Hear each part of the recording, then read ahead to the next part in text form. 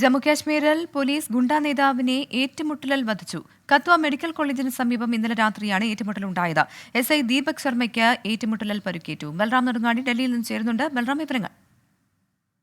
പ്രവിത, ജമ്മു കശ്മീരിലെ കത്വയിൽ ഇന്നലെ രാത്രിയാണ് ഈ ഏറ്റുമുട്ടൽ ഉണ്ടായത്. പോലീസ് സംഘം പതിവ് പരിശോധന നടത്തുന്നതിനിടെ ഗുണ്ടാ നേതാവും മറ്റ് സംഘാംഗങ്ങളും പ്രദേശത്ത് എത്തുകയായിരുന്നു എന്നാണ് ജമ്മു കശ്മീർ പോലീസ് അറിയിക്കുന്നത്. തുടർന്ന് നടന്ന ഏറ്റുമുട്ടലിലാണ് ഈ ഗുണ്ടാ നേതാവിനെ വധിച്ചത്.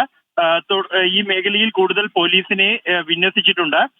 ഈ ഏറ്റുമുട്ടലിനിടെ ഇരു കൂട്ടരും തമ്മിൽ പരസ്പരമുണ്ടായ വെടിവെപ്പിനിടെ ദീപക് ശർമ്മ എന്ന ജമ്മു കശ്മീർ പോലീസിലെ SIക്ക് പരിക്കേറ്റിരിക്കുന്നു. ഇയാളെ ആശുപത്രിയിൽ പ്രവേശിപ്പിച്ചിരിക്കുകയാണ്.